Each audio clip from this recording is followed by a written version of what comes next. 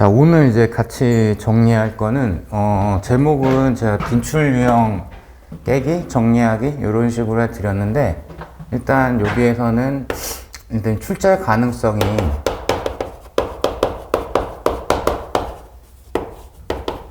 높은 거. 그러니까 시험의 종류를 불문하고, 우리나라에서 국가 수준에서 관리하는, 객관식 물리시험 전부 다를 살펴봤을 때, 가장 자주 물어보고 또 우리가 자주 다뤄야 되기 때문에 시험에 나올 확률이 높고 기본적으로는 꼭 정리를 해야 되는 그런 아이들을 문제로 일단은 자료는 정리를 해드렸어요. 그래서 문제를 가지고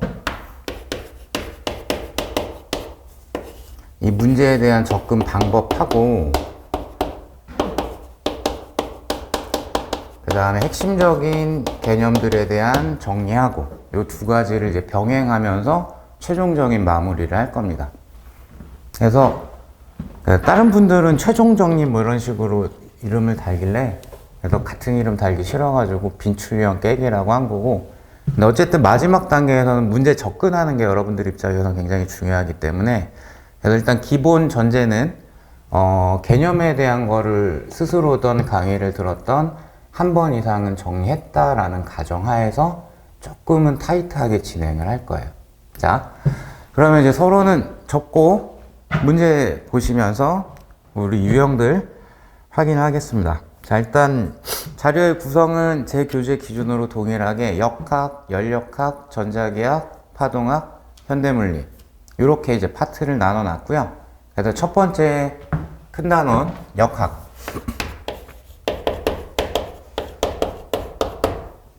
자, 그 중에서도 그 첫 페이지에 있는 거는 이제 제목은 이제 운동학이라고 제가 달아드렸죠.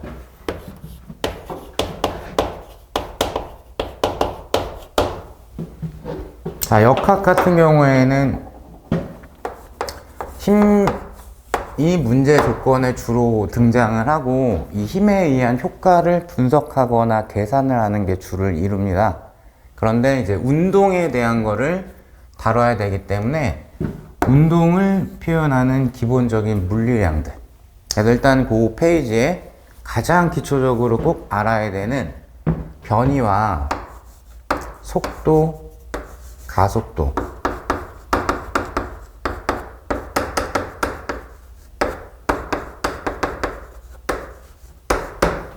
이렇게 이제 세 가지를 기본적으로 정리를 하는 거를 목적을 하고 있어요. 근데 제가 타이틀을 미분하고 적분이라고 달아드렸을 거예요. 그러니까 이 정도는 정리가 돼 계실 거니까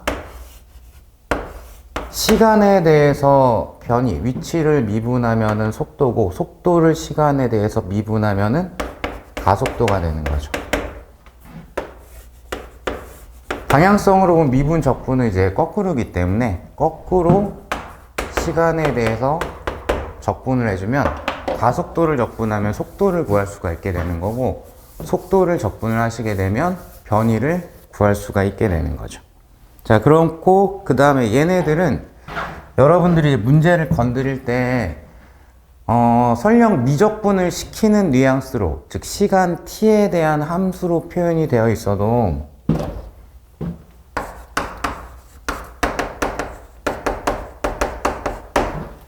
로그 함수로 나오거나 복잡한 다항 함수로 나오거나 그러지는 않아요. 나와봤자 1, 2차 정도의 다항 함수로 나올 거예요. 특히 이제 1차 함수, 직선 모양이 되는 경우가 많기 때문에 이때는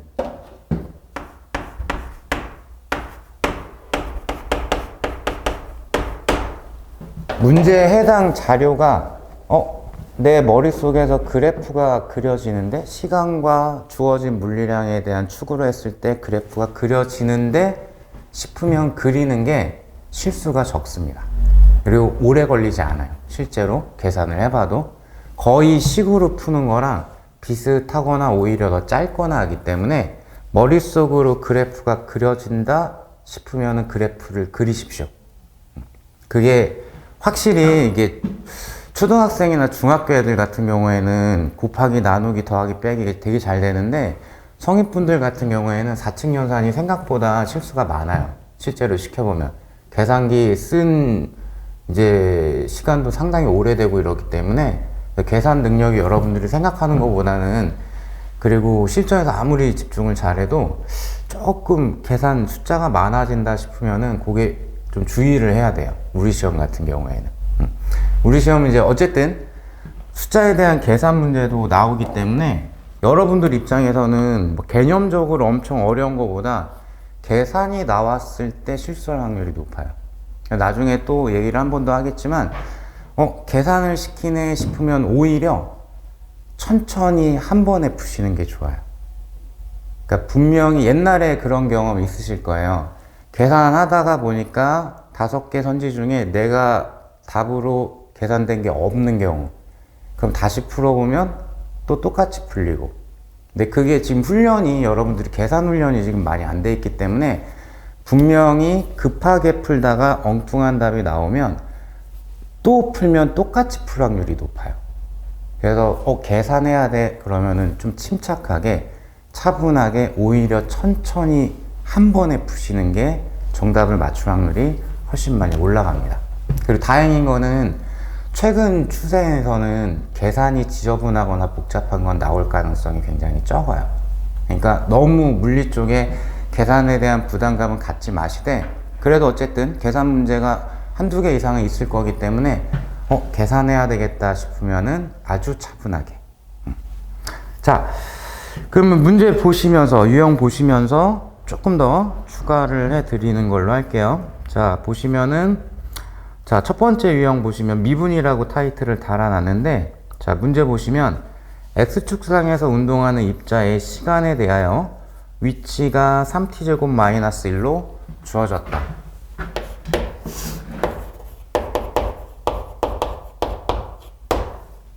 자, 그리고 이 옆에다가는 가로 치고 이렇게 표현을 해놨죠. 물리시험 문제 같은 경우에는 다른 시험도 마찬가지고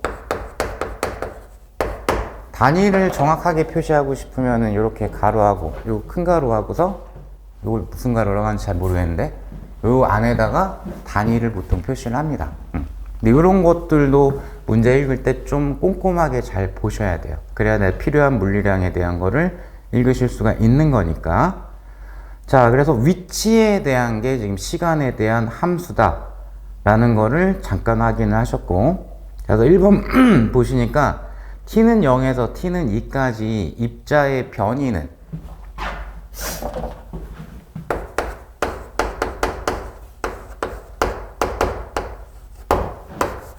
한글로 써야 됩니다. 자, 그리고 물리는 어쨌든 그 시험 문제에 나오는 단어들, 즉 그걸 물리량이라고 그럴 건데, 물리량이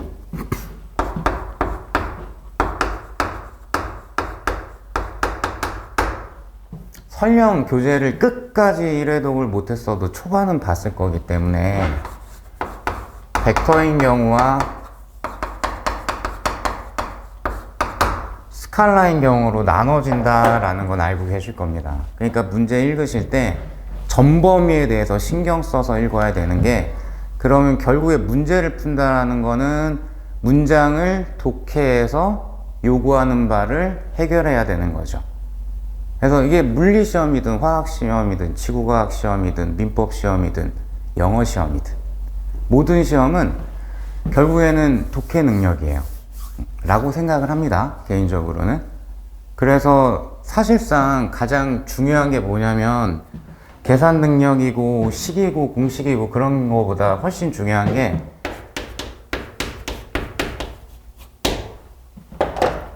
단어의 뜻을 정확하게 하셔야죠.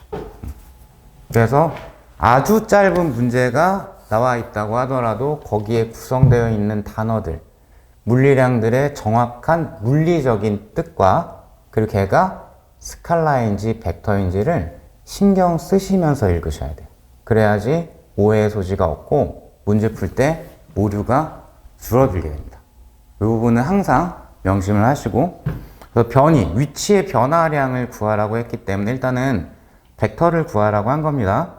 그럼 0에서 2초까지이기 때문에, 자, 그러면은 따라서 얘 자체가 위치라고 그랬잖아요.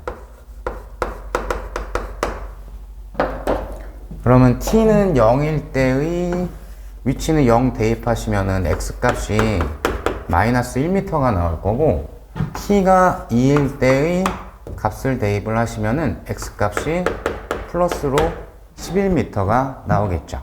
그래서 공간적으로 보자면, 원점 기준으로 하자면 t가 0일 때 마이너스 1 위치에 있다가 t가 2일 때 플러스 11 위치에 있다. 그러니까 위치의 변화는 이렇게 오른쪽 방향으로, 제가 그린 걸로는 오른쪽 방향 플러스 x 방향으로 12m만큼 위치가 변했죠.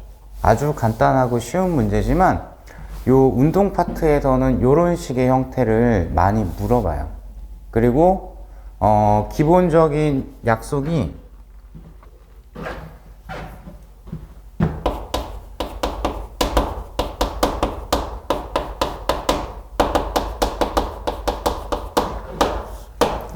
직선상에서의 방향을 따질 때는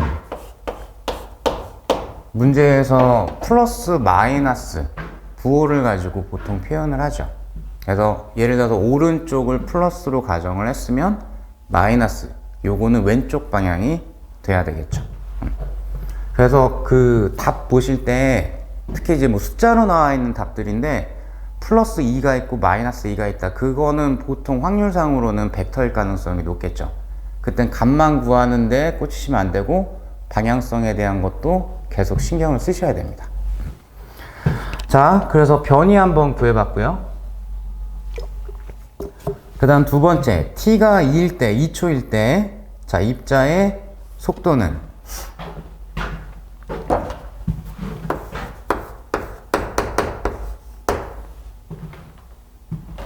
요거는 이제 t가 2라는 시간에서 라고 표현이 되어 있기 때문에 2초라는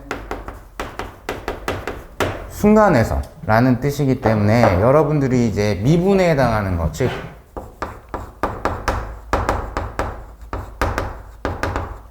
변화율에 해당하는 거는 순간값이 있고 평균값이 있다라는 거. 자, 이런 식으로 t가 2초일 때 이런 표현이 나오면 요거는 순간값을 물어보는 거겠죠. 자, 그래서 요 표현 자체 때문에 굳이 순간값이다 평균값이다를 뒤에다가 표시를 안 해도 상관이 없습니다. 그러면 비교하자면 앞에서처럼 t는 0에서 t는 2초까지 이런 식으로 물어보게 되면 평균 속도를 구했어야 되는 거죠. 자, 그런 차이점이 조금씩 있어요. 자, 그래서 t는 2일 때 입자의 속도를 물어봤기 때문에 그러면 위치가 시간에 대한 함수로 나와 있으니까 그럼 쟤를 한번 미분을 해주면 되겠죠. 그러면은 한번 미분을 하시게 되면 6t가 될 거기 때문에 t가 2초일 때 그때는 12m/s에 해당이 될 거다. 그리고 부호적으로 플러스죠.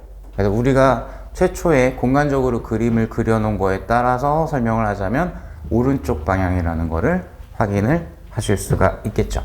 자, 그 다음 이제 3번으로 넘어가시면 t가 1에서 입자의 가속도는 요번에도 순간 가속도를 물어본 겁니다. 동일하게 2번과 마찬가지로. 자, 그러면 보시면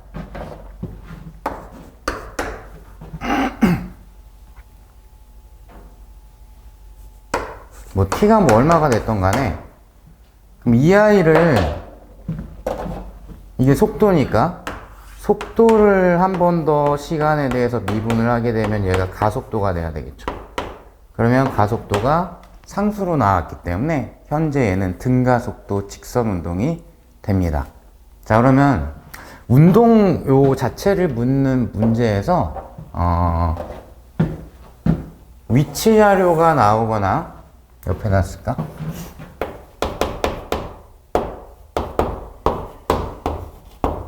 속도 자료가 나오거나 가속도 자료가 나오거나 얘네가 어찌되었던 시간에 대한 함수로 표현이 되어져 있다. 그러면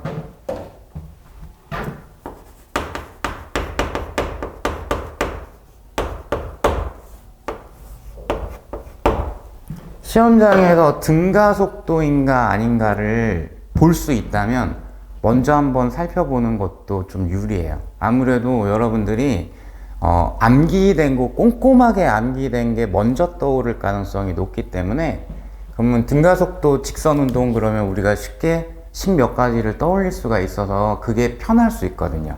특히 이제 물리 쪽이 비전공자인 부신 그런 분들 같은 경우에, 그러면 얘 보게 되면 위치가 시간 제곱, 그럼 우리가 알고 있는 변위에 대한 식 중에 v0t 더하기 2분의 레이 t 제곱이 있죠. 그게 변이죠. 그럼 거기에 분명히 t 제곱이라는 게 들어가 있어요. 그죠? 그럼 v0t는 뭐 아마 그 v0에 해당하는 값이 뭐 0으로 취급을 당할 수도 있겠죠. 그럼 얘가 이걸 보면서 얘 등가속도에 있겠구나. 그리고 결론도 확인해 보시면은 가속도가 상수로 나왔기 때문에 등가속도죠. 이런 경우라면은 우리가 알고 있는 그 식을 그냥 갖다가 공식 대입하듯이 봐도 상관이 없어요. 그렇게 출제될 가능성도 상당히 있어요. 근데 반면에 2번 같은 유형이 있기 때문에 이렇게 항상 방심하고 계시면 안 됩니다. 그러니까 요거를 얘기를 해드린 이유는 등가속도가 아닌데 등가속도 식으로 문제를 풀려는 그런 습관이 들어있을 수가 있어요. 가속도가 있네? 그럼 등가속도겠거니 하고서 건드렸다가는 등가속도 운동이 아니니까 당연히 답이 엉뚱한 게 나옵니다. 그리고 그 엉뚱한 답은 답에 있을 가능성이 높죠. 그냥 항상 조심하셔야 돼요. 자, 그러면은 두 번째 유형 보시면 적분이라고 제가 달아놨는데, 자, 요번에는 X축상에서 운동하는 입자의 시간에 대해서 물체의 가속도 A가 ET로 정의가 되었다. 자료를 보시니까 가속도가 ET로 나왔죠. 그럼 시간에 대해서 가속도가 변하니까 당연히 등가속도 운동이 아니기 때문에 등가속도 식을 갖다가 쓰면 답이 안 나옵니다. 당연히. 자, 그러면 어디 갔니? 이렇게 되니까 얘를 한 번 적분하면 속도가 될 거고, 속도를 한 번 더 적분하면은 변이가 돼야 되겠죠. 그래서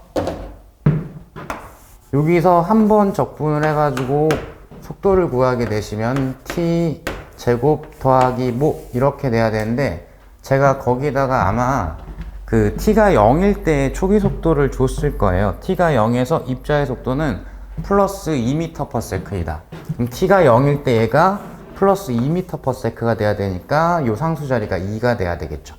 그 다음에 요 아이를 한 번 더 적분을 하게 되면은 위치에 대한 함수를 얻을 수가 있겠죠.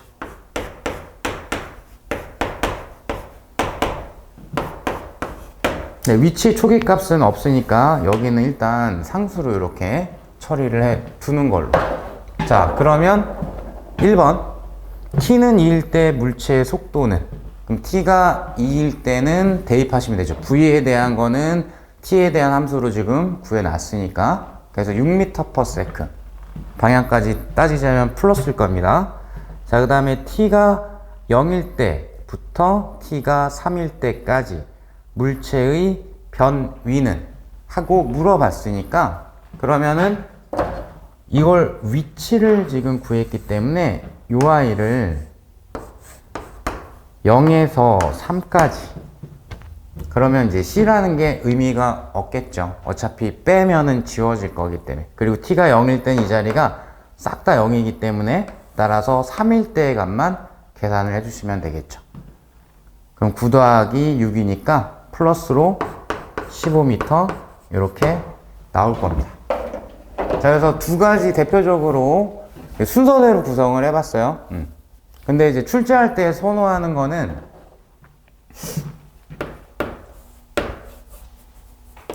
속도 자료를 주고서 문제를 구성하는 거를 원래는 더 출제한 사람들 입장에서 선호합니다.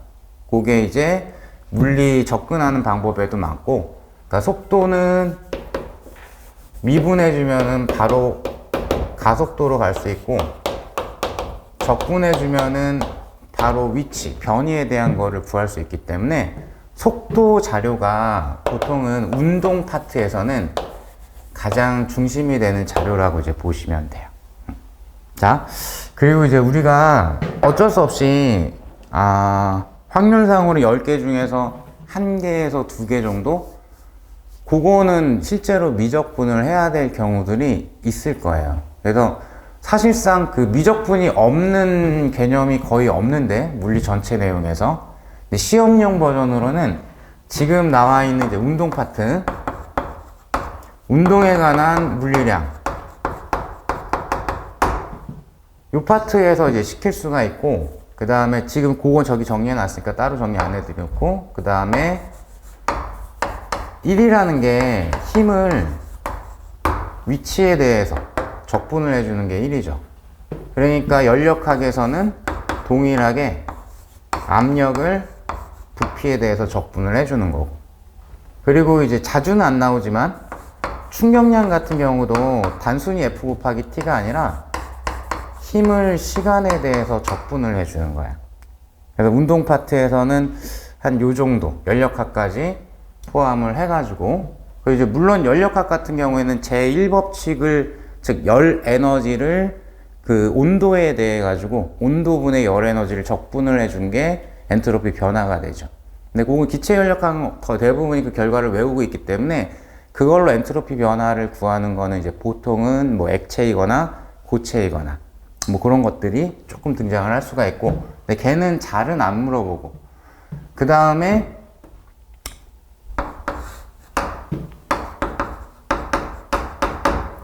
적분을 또 시킬 수 있는 파트가 전자기학 파트에서 전위. 전위의 기본적인 정의가 무한대에서 해당 위치까지 전기장을 적분을 해주는 게 전위에 해당이 될 겁니다. 근데 전위 문제는 제가 또 유형을 하나 가져왔기 때문에 거기서 나중에 같이 한번 확인해 보시면 되겠고, 그리고 요 정도. 단골 미분 문제는 전자기 유도 현상에서 유도기 전력 구할 때.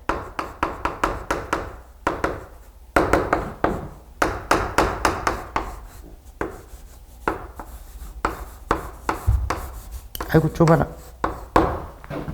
자, 유도기 전력이 마이너스 가문의 수, 그 다음에 시간에 대한 자속의 변화율, 요 자리가 사실상 미분할 수 있는 자리이기 때문에 요 자속, 자기장이 변하거나 면적이 변하거나, 조금 어려운 문제는 자기장과 면적이 같이 변하는 식으로 해가지고 저 자리를 미분을 실제로 시키기도 합니다. 그래서 우리 시험 기준으로는 특히 미적분을 직접 시킬 만한 파트가 요 정도예요.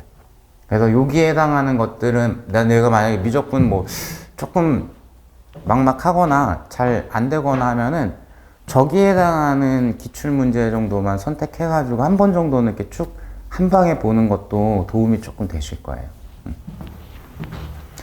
자, 이렇게 하고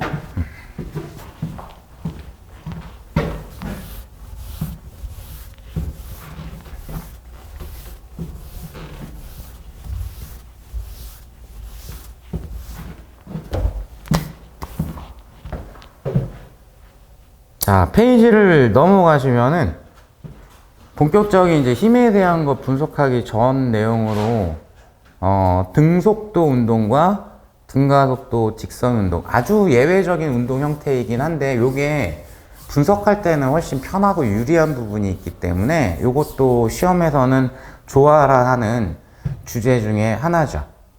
그래서 첫 번째 유형을 보시면, 자, 같이 지문 볼게요.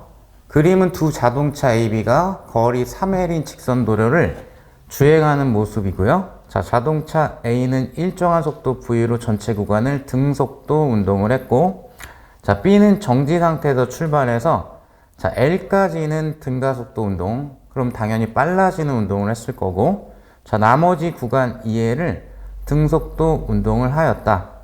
자, 그리고 두 자동차는 3L인 지점에 동시에 도착을 했다. 그래서 문제에서 지금 꼭 써먹어야 되는 자료가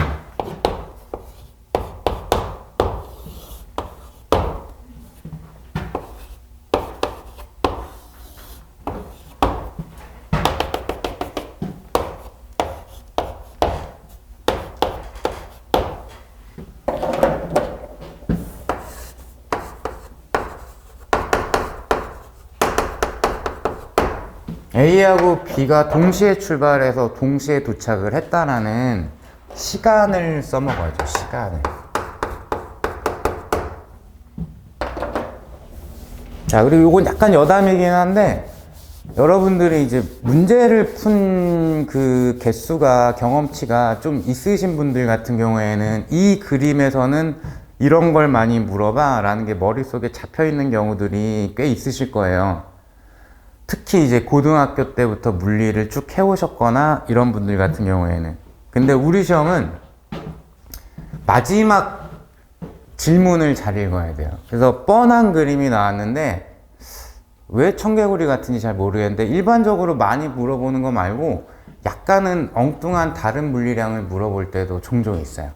그래서 물론 모든 시험이 마찬가지지만 마지막에 질문에서 뭘 구하라고 했는지 그것도 잘 체크를 하십시오. 자, 그래서 요거는 이제 너무 흔하게 잘 나오는 주제이기 때문에 분석을 좀 해보는 걸 연습을 해보려고 하는 건데, 자, B는 출발선에서 L 위치까지 여기서 등가속도 운동, 그 다음에 이후로 2L을 움직이는 동안에는 등속도 운동을 했죠. 그리고 이제 제가 질문을 드린 게 요 등속도 운동을 하는 구간에서 B의 속도 크기하고 그 다음에 뭐 여기나 여기에 시간을 구해라 뭐 이런 거를 질문을 드렸을 겁니다. 그러면 무조건 써먹어야 되는 조건이, 그러니까 특이한 조건이 요거 하나이기 때문에, 그러니까 물리는 시험 문제에 있는 조건을 써먹지 않으면 거의 90% 이상은 시험 문제가 안 풀린다고 생각하시면 돼요. 그 조건이 결국에는 다 물리량들이고, 물리량들이 개념을 구성을 하고 있는 거죠. 우리가 보통 그걸 식이라고 그러죠. 물리의 개념은 보통 식이기 때문에, 그럼 식을 구성하고 있는 요소들을 뭐 예를 들면은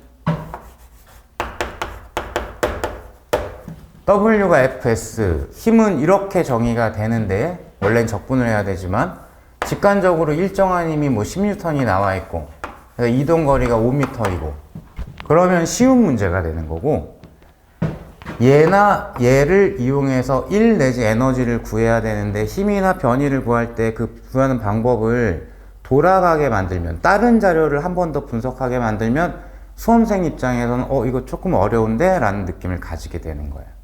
그래서 마지막 질문을 잘 읽어봐라는 거는 이런 의미도 포함이 되어 있어요. 마지막 그 질문 자체가 결국엔 어떤 방향으로 문제를 풀어야 되겠니? 라는 힌트가 될 때가 많기 때문이기도 합니다. 자, 그럼 여기서는 다시 돌아와서 그럼 A든 B든 3L을 운동하는데 걸린 시간을 라지 T라고 두게 되면 그럼 A가 훨씬 편하죠. A는 등속으로 움직였기 때문에, 그래서 3L이라는 거리를 V의 속력으로 움직였기 때문에, 따라서 총 운동하는데 걸리는 시간이 V분의 3L이 되겠죠. 속력은 시간분의 거리니까. 그래서 당연히 A의 운동으로 총 걸리는 시간을 분석을 할 수가 있습니다. 자, 그리고 요 유형에서는 한 가지 포인트를 말씀드리고 싶은 게 있는데,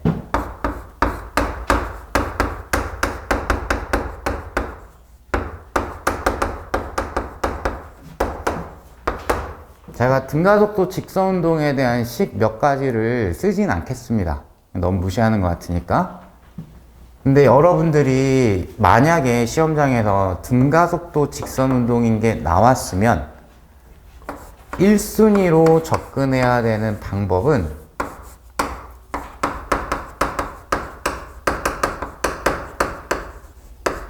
평균 속도로 접근을 하셔야 돼요. 평균 속도.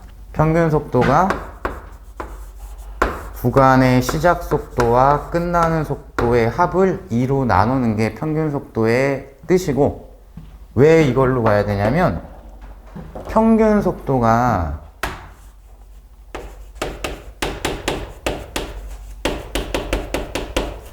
그 구간을 등속으로 움직였다라고 간주할 수 있는 속도이기 때문에 훨씬 계산이 빠르고 정확하고 실수가 없습니다. 그래서 등가속도 운동이야? 평균 속도를 내가 구할 수 있는 자료야? 그러면 1순위로 평균 속도로 먼저 생각을 해보시는 게 좋아요. 자, 다시 넘어와서 그럼 얘는 요 구간의 운동과 이 두 번째 구간의 운동이 형태가 다르기 때문에 두 개를 한 번에 쓰는 건 하지 마세요. 그런 거는 무슨 일종의 요령인데 그런 거 하지 말고 당연히 등가속도 운동하는 시간과 등속도 운동하는 시간을 합해서 생각하시면 돼요. 그 합한 값이 A의 운동 시간하고 똑같아야 되겠죠. 그럼 이렇게 체크를 해봅시다.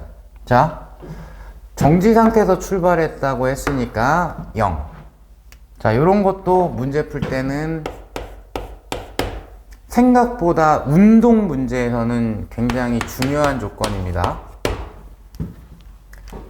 물체의 초기 상태가 정지였는지 운동하고 있는 상태였는지. 그래서 그림만 딱 보고서 정지에서부터 문제를 풀거나 하면은 생각보다 실수가 많이 나오십니다. 정지 상태에서 출발했죠. 그럼 빨라지다가 자, 요 L이라는 위치를 통과할 때 속도를 X라고 두면 그 다음부터는 등속도니까 계속해서 X로 운동을 했겠죠. 자, 그러면 이 구간의 평균 속도는 더해서 나누기 2분의 X가 될 거고 여기는 속도가 안 변하니까 그냥 평균 속도가 X가 되죠.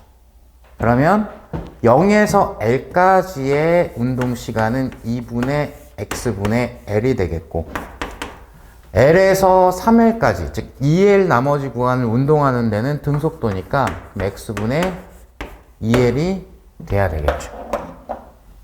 자, 그래서 여기가 X분의 4L일 거기 때문에 그럼 X값이 3분의 4V가 나오겠죠. 그죠? 그래서 등속도 운동을 하는 구간의 속도는 3분의 4V 이렇게 정리를 하실 수가 있겠고 그럼 뭐 당연히 1번 내용도 정리할 수 있죠. 자, P점까지 운동하는데 걸린 시간은 그럼 거기는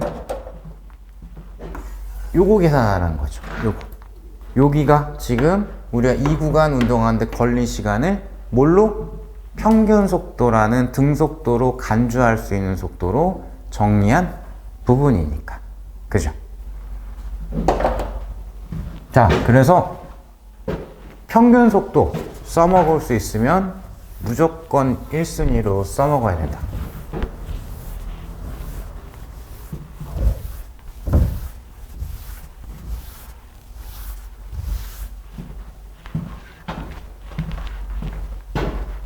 어쨌든 자연과학 같은 경우에는 시간이 넉넉하다라는 분은 거의 없으실 거예요. 그럼 마지막에 뭐 화학을 마지막으로 밀어놨던 물리를 마지막으로 밀어놨던 지구과학을 마지막으로 미는 사람은 없을 테니까 물리나 화학을 개인적인 의견으로는 물리를 지구과학 다음에 푸는 거를 추천을 드리는데 이건 이제 개인적 그 전공이나 성향이나 이런 거에 따라 학습 정도에 따라 다 다를 거니까 그건 강요는 못하고 물리를 중간쯤에 대부분 이제 푸실 거란 말. 지구과학 먼저 풀고 그리고 화학 전공자가 아니면 화학을 마지막에 푸는 경우가 가장 많겠죠.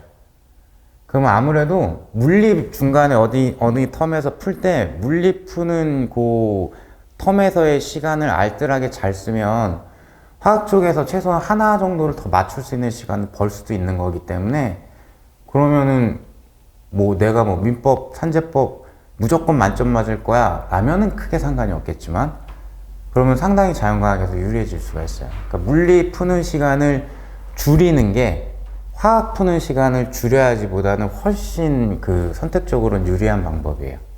그 물리는 지금 요즘 경향이 시간이 오래 걸리는 문제는 출제를 안 합니다. 그러니까 충분히 시간을 많이 버실 수 있어요. 자, 그래서 요거는 다시 한번 강조드리면 평균 속도 써먹을 수 있어야지 라는 게 핵심입니다. 자, 두 번째 유형 보시면 자, 빗면을 따라서 운동하는 물체 A가 점 P를 V0의 속력으로 지납니다. 자, 그리고 점 Q의 물체 B를 가만히 놓았으니까 이 순간에 B는 정지 상태에서, 근데 마찰은 없을 거라고 끄트머리에 있을 거라서 제가 저걸 이렇게 드렸으니까 정지 상태에서 경사 아랫방향으로 미끄러지는 운동을 하시겠죠. 자, A하고 B는 각각 등가속도 운동을 해서 시간 t에 만날 거다. 그럼 거기까지 살짝 끊고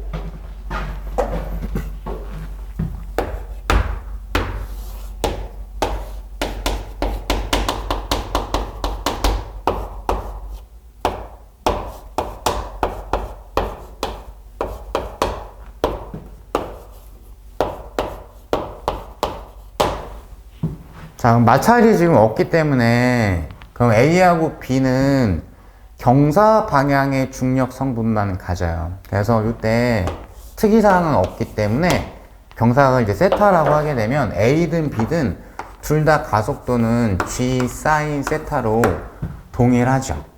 그죠? 그러면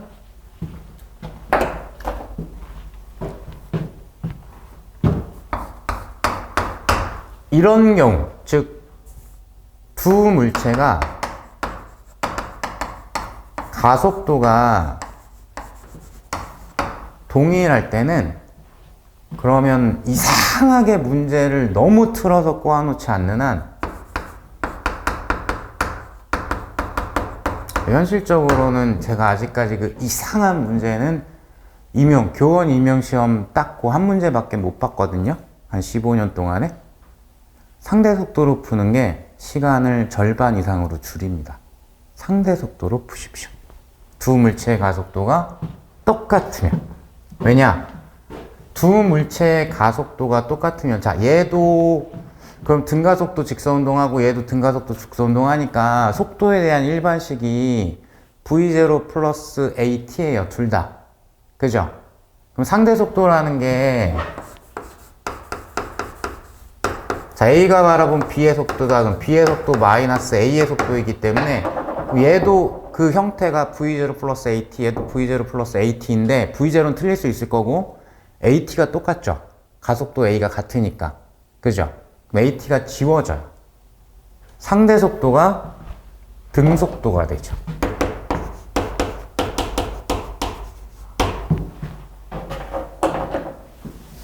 그러니까 훨씬 쉽죠. 가속도가 있을 때보다는 가속도가 없는 등 속도가 당연히 정리해 보셨을 거니까 훨씬 편하고 쉽습니다. 그럼 당연히 문제 푸는 시간도 엄청 조금밖에 안 걸리겠죠. 자, 그러면 하나 조건을 더 드렸는데, 자, A하고 B가 만나는 순간 B의 속력은 3V0이다. 조건이 두 물체가 충돌하는 순간 B의 속력이 3V0이다. 제가 거기 질문에다 달아놓지는 않았지만, 따라서 이 순간 A의 속력은 2V0입니다. 자, 왜냐? 가속도가 똑같으니까. 가속도의 기본적인 정의는 시간에 대한 속도 변화율이죠. 그러면은 이 순간부터 충돌할 때까지 시간 똑같이 흘러갔고요. 그럼 속도 변화가 똑같이 일어나야 되죠. 그러면 B는 정지 상태, 속도 0에서부터 속도가 3V0가 됐죠. 어딘가에서 충돌할 건데 B가 속도가 경사 아랫방향으로 3V0 변했어요. 그러면 A도 경사 아랫방향으로 동일한 시간에 가속도가 똑같기 때문에 3V0가 변해야죠. 당연히. 근데 얘는 윗방향으로 V0였기 때문에 아래로 3V0가 변하면 아랫방향으로 2V0가 돼야 되겠죠. 그래서 이런 걸로 막 구성하면 그건 이제 수능시험이나 아니면 미트나 피트시험 이런 쪽 시험 문제 유형이 돼요. 추론하는 거를 주로 많이 하니까. 우리 시험에는 조금 맞진 않지만, 그래서 가속도 이건데 뭐 별로 대단한 건 아니니까. 그러니까 물리 시험 문제는 기본적으로는 정의를 많이 물어봐요. 정의를. 어떠한 과학 시험보다 정의를 주로 많이 물어봅니다. 그 정의가 조금 내가 싫은 이유가 비전공자라면 식이 정의일 때가 많으니까. 식에 대한 거부감이 있어서 그런 거지 사실 굉장히 단순한 파트가 물리예요. 자, 어쨌든 제가 그 얘기를 오래 해봤자 물리 선생님이 하는 얘기라 잘 와닿지 않으실 거고, 그러면은 최소한 여기 어딘가에선 안 만나겠죠. 얘가 속력이 아랫방향으로 EV0가 되려면은 그 올라가다가 찍고 최고점 찍고 내려오다가 여기 통과할 때가 V0가 되겠죠. 역학적 에너지 보존될 거니까 여기 어딘가에서 만날 거예요. 아래쪽에서 P점보다 아래 위치에서 A가 EV0가 됐을 때 B가 와가지고 B는 계속 빨라지고 있었으니까 덮쳤을 겁니다. 그래서 여기 어딘가에서 만났을 거다. 자, 그럼 문제 자료로 들어가서 1번에서 이제 구하라고 한 거는 P하고 Q 사이의 거리는, 자, 이거 써먹는 걸 이제 보려고 하는 거예요. P에서 Q까지의 거리를 당연히 이제 오지선 다음에 이제 어떤 기호로 표현을 할 건데 V0와 T로 표현을 해라 라는 게 이제 질문이 될 겁니다. 자, 그러면 답은 V0 T죠. 원칙적으로는 어떻게 해야 될까요? 만약에 지금 여기 밑에서 만날 건데 만약에 여기 밑으로 내려가는 건 조금 힘들 것 같으니까 여기 어딘가에서 만났다라고 치면, 그러면은 A의 이동거리 등가속도식으로 표현하고 B의 이동거리 등가속도식으로 표현해서 시간이 똑같다 해가지고 요 두 개의 합을 구한다 라든가. 근데 지금 같은 경우에는 이렇게 했다가 망하겠죠. 왜냐면 저 밑에서 만날 거니까. 그죠? 운동 방향도 A가 한번 바뀔 거고. 그래서 그냥 이걸로 본 거예요. 이걸로. 그럼 A가 B를 보던 B가 A를 보던 이 순간에 상대 속도의 크기는 V0예요. A가 봤을 때는 B가 V0로 다가오는 거고, B가 봤을 때는 A가 V0로 다가오는 거고. 즉 상대 속도를 써야 되는 근본적인 이유 중에 하나가, 모든 물체는 자기 자신을 기준으로 했을 때는 자기 자신은 정지한 걸로 간주해요. 그게 물리적인 접근이에요. 상대 속도의 개념이 이거예요. 나는 멈춰있고 제 혼자 움직이는 거기에 해당하는 속도가 상대 속도입니다. 그럼 A가 보기에는 V0로 B가 등속도로 다가와서 T 후에 충돌한 겁니다. 그러면 속도의 크기가 V0고 시간이 T만큼 흘렀으면은 이때 운동한 거리는 V0T죠. 그러니까 이 P하고 Q 사이의 거리가 V0T가 되는 거죠. 요렇게. 자, 두 번째. 그러니까 우리 시험 문제 정도의 수준이면은 1번 정도가 적당한 거고요. 그 다음에 2번은 수능이나 추론 형태의 문제이면 2번도 물어볼 수도 있는데 그렇게 복잡하진 않으니까 같이 보면, A가 최고점에 도달하는 순간 A하고 B 사이의 거리는, 요건 그냥 직관적으로 그림으로만 얘기를 할게요. 일단 P에서 Q까지의 거리는 V0T라는 거를 구했어요. 그죠? 여전히 A가 B를 바라봤을 때 B는 V0로 계속 등속으로 움직이는 거고요. 자, 근데 A가 최고점에 도달했다. 최고점에. 그 순간 B도 내려오고 있었을 거예요. 난 그 두 개 같이 운동하는 거 싫고 상대 속도, 그냥 등속도로만 확인을 하고 싶어요. 그럼 어떻게 하면 되냐? 자, A가 최고점이 됐다라는 얘기는 속력이 0이 되는 거죠. 순간적으로. 그럼 시간은 얼마 걸리죠? 3분의 1t 걸리겠죠. 이해되실까요? 왜? t 동안에 속도가 3v0만큼 변화해요. 그죠? 그러면 v0만큼 속도가 변하는 데는 3분의 1만 필요한 거죠. 그게 가속도의 뜻이니까. 그죠? 가속도가 시간에 대한 속도의 변화니까. 그죠? v0만큼 속도 변하는 게 t라면 3v0만큼 속도 변하는 건 3t가 필요하겠죠? 그죠? 근데 지금 여기를 t라고 놨으니까 3분의 1t가 필요하다. 그죠? 그러면 3분의 1t 동안에 이동한 거는 상대 속도 쓰면 이렇게 되겠죠. 그죠? 그죠? t 동안에는 A 입장에서 어떻게 되냐? t 동안에는 B가 이렇게 와서 부딪히는 거고 3분의 1t 동안은 이 정도 왔겠죠. 그죠? A 입장에서. 그래서 이 두 개의 차이로 구한 거예요. 해설지가 이렇게 쓰여 있어요. 자, 두 번째 건 조금 빡센데 싶으면은 넘어가셔도 되는데, 까먹으면 안 되는 게 요거. 대표적으로 비슷한 거 하나 말씀을 드리면,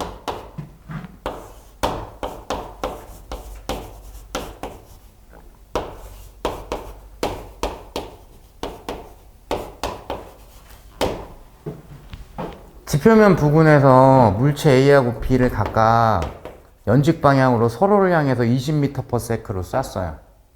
충돌하는데 중력 가속도는 10이라고 두고, 중력 가속도 없어 상관없는데 충돌하는데 걸리는 시간은 어떻게 될까요? 둘 사이 연직 방향 높이 차이가 40m면은 1초겠죠. 왜냐? 등가속도 운동을 할 건데 상대 속도는 가속도가 G로 똑같아서 등속도니까. 그럼 상대 속도의 크기는 20 서로 다가오는 거 40이죠. 40. 등속. 40m/s로 40m를 등속으로 날아가. 그러면 1초. 그죠?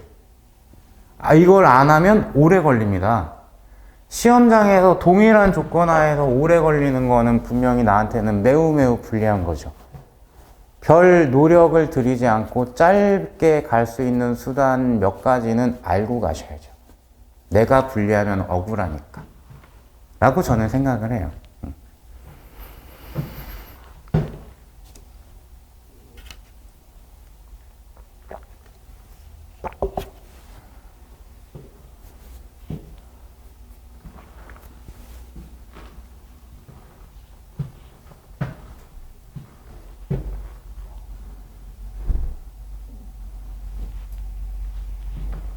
자, 그 다음 페이지 보시면은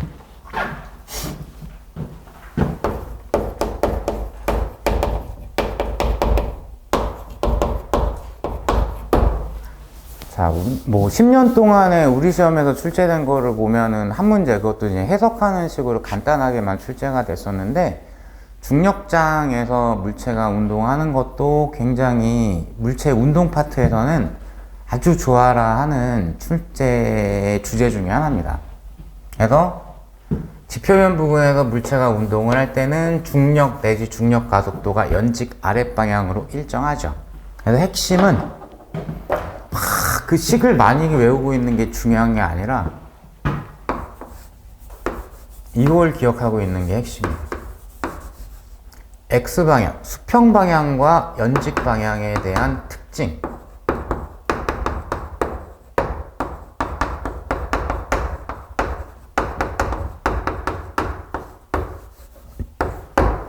X방향으로는 작용하는 힘이 빵이니까 알짜 힘이 없으니까 속도가 안 변하는 등속도 운동을 하게 되고요. 중력이 연직 방향으로만 일정하게 작용하니까 연직 방향에 대해서는 등가속도 직선 운동을 하게 됩니다. 특히 초기 속도에 수평 성분이 존재를 하게 되면 수평으로 던지던 비스듬히 위로 쏘던 비스듬히 밑으로 쏘던, 그럼 그 자체의 궤적이 포물선 궤적을 따라가기 때문에 그 물체 운동을 한 번에 궤적을 함수하는 거는 귀찮고 힘든 일이에요. 그래서 나눠서 보는 거예요. 이렇게 나누면 굉장히 특징이 있는 운동 두 가지 형태가 되는 거니까. 그래서 중력장 운동이야, 포물선 운동 아니면 수평으로 던지는 운동 뭐 이런 거 비슷한 게 아니면 두 개가 섞여 있던가, 저기를 딱 정신을 똑바로 차리고 있어야 돼. 식이 중요한 게 아니라. 그래야 대응력이 생기고 문제가 빨리빨리 보여요. 자, 그래서 보시면 일단 한 가지 정도만 해결하고 잠깐 쉽시다. 문제 정도 분석하는 거. 자, 그림과 같이 수평면상의 점 O에서 속력 V로 던져진 공이 PQ를 지나 R까지 포물선 운동을 할 할 거고요. 자, P는 최고점이고 중력 가속도는 10이고 뭐 이런 문제 같은 경우 공기의 저항은 무시를 하겠죠. 자, 그럼 거기서 가장 먼저 눈에 들어와야 되는 거는 최고점 높이가 돼야 됩니다. 지금 최고점 높이가 20m라고 되어져 있죠. 여기까지만 설명드리고 조금만 쉴게요. 이유는 중력장 운동에서는 물체 운동 시간이 수직 성분에 의해서 결정이 되기 때문에 그렇습니다.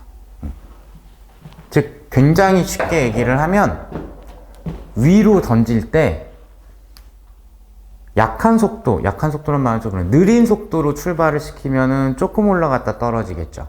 운동 시간이 짧아요. 근데 큰 속도로 출발시키면 많이 올라갔다 떨어져요. 운동 시간이 길어요.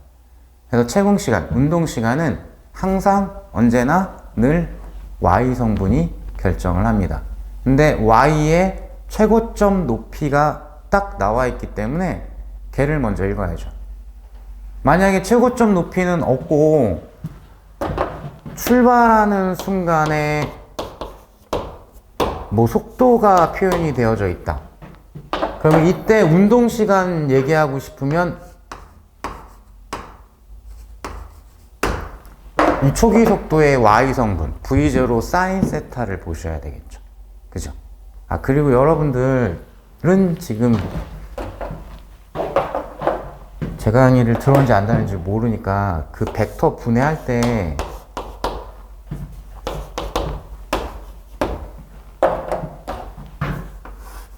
너무 자신을 너무 믿지 마시고 이렇게 기억을 하세요. 세타 쪽으로 분해시키는 거는 코사인, 세타 쪽은 코사인, 세타 옆쪽은 사인. 그 문제 풀다 보면은 세타가 이상한 데 막 위치할 때도 있고 이러기 때문에 이거 요렇게 이쁘게 XY 딱 안 그려지면은 생각보다 되게 많이 틀려요. 실제로. 그러니까 세타 쪽은 코사인, 세타 옆쪽 분해는 사인. 요렇게 좀 기억을 하고 들어가셨으면 좋겠습니다. 자, 그래서 어쨌든 연직 방향이 중력장 운동에서는 운동 시간을 결정을 할 거다. 자, 그래서 다음 시간에 다시 하겠지만 20m가 최고점 높이니까 이때 떠오르는 식이 루트 G분의 EH가 떠오르죠. 그죠? 그러니까 G가 10이니까 20이니까 10분의 40에 루트 씌운 거니까 2초가 되겠죠. 그래서 최고점까지 올라가는데 걸린 시간은 2초. 그럼 당연히 다시 동일한 높이까지, 즉 지표면에 떨어지는데 걸리는 시간은 2초. 요런 게 정리가 될 겁니다. 자, 그럼 조금만 쉬었다가 나머지 부분들 다 다시 한번 확인해 볼게요.